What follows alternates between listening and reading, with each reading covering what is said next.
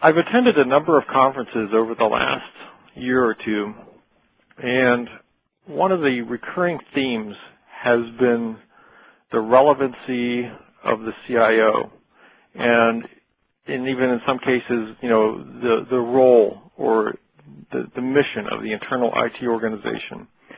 I've heard some pundits go so far as to suggest that neither internal IT or the CIO are, quote-unquote, long for this world. I think many of us who have been around IT for, a number of decades recognize that it seems like every 10 years or so there's this genesis and rebirth of the IT function and the role of the leader of the IT function. And I would suggest that it is once again going through another major metamorphosis. And I would also suggest that not only has it not become redundant, it has taken or can take on the greatest importance that the role has had since it's been defined. Let's look at the slide we've got here, and I'm going to explore this concept in a rather simplistic fashion, looking at the focus and the CIO persona from what we'll call the early days in the 60s to where it is right now, and use that as the leaping off point for the rest of our discussion this morning.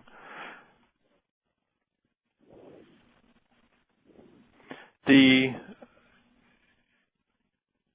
shift from an almost solely technology-focused role, in the 60s, where all it was really IT was focused on was keeping those machines that, for the most part, were only running the financial applications and even, limited financial applications of the business, was a very technical role.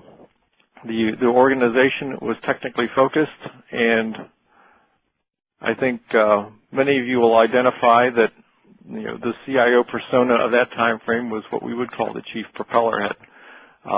This individual was probably highly technical in nature. Certainly the legends that have been passed down that this person was probably more technical than managerial, and oftentimes found both the business interaction and the leadership role to be somewhat questionable, if we will. Now, as I described, from the genesis from 1980 to 1990 to the early 2000s, we see a transition from not just from the technical focus, but increasing levels of business and business process, and along with that, the elevation of the CIO from a technical manager to one where it can be very strategic in scope. So, as we see from the diagram here, in the world where we see the device power, the technical device, growing exponentially, and the availability and density of storage growing geometrically, while its size is shrinking to almost nothing, and then the nature of the world's networking system becoming ubiquitous to the point where one can stand in a third world nation and receive their email, and continued deployment of software programs and code that is taking advantage of the object-oriented standards, the potential of IT to create value, and here's the key word, strategic differentiation, has never been greater. And the persona of the CIO, this person that's going to lead the technology function, is the person responsible for unleashing this value for the company. And for those of you that don't recognize this person that has just appeared on your screen, it is, of course, Steve Jobs, the co-founder of Apple Computer, and the person that most people ascribe with the success of allowing Apple to create the billions upon billions of dollars of value, both for their shareholders and the companies that leverage their technology, and certainly, most assuredly, creating strategic differentiation in the marketplace. Now, I have no doubt that none of us are going to probably replicate Steve Jobs' success. However, there is also no doubt in my mind that the persona of the CIO and the role of the IT organization should set its sights on elevating to yet another higher plane to yield the success that is now available in 2012. So, how do we become Steve Jobs? Well, we obviously know many of his accomplishments around product innovation. The Macintosh, the iMac, the iPod, although, truthfully, the whole business model around music that was iTunes is probably a greater portion of the success for that. The iPhone, and whatever is iNext. We certainly saw his success in completely turning around entire industries, completely on their ear from how they thought things should or would unfold. So what did he do, and how did he do it? Now, I'm probably not going to be able to explain how he did it, but I can tell you that what he did was accurately predict the future. Now, as IT executives, the question that then is in front of us in order to unleash the value to our organizations of the potential of the technology future is, how can we accurately predict the future? Not only around the technology, but more importantly, how that technology will be leveraged and integrated by the business.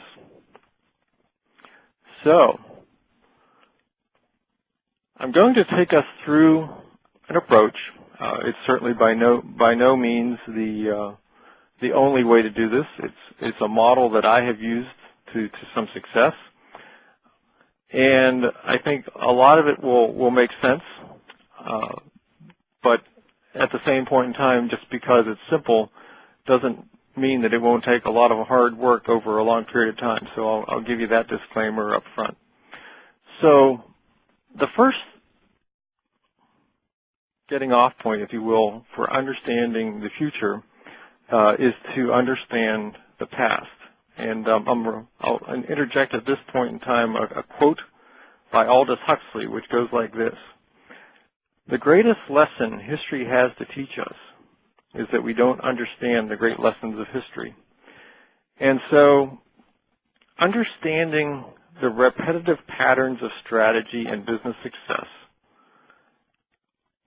and specifically focused on our company, the industry in which our company operates, the competitors that are in our industry, and the analogies that are applicable to our company or industry or the analogy, is the past that we need to understand. So it's not just the past, but it is a focused understanding of the past.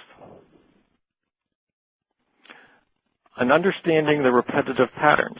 So for any of us that have ever played chess and looked at the chess players that have been the great masters of the game, what you would quickly understand that to be a very good chess player involves understanding the various ways the game is played, the patterns that evolve in a game typically over time, and the way you move to respond to those patterns. And in the same way, business process, business approach, business models have very predictable patterns. And understanding those patterns and seeing them evolve and recognizing what has been done in the past may have some applicability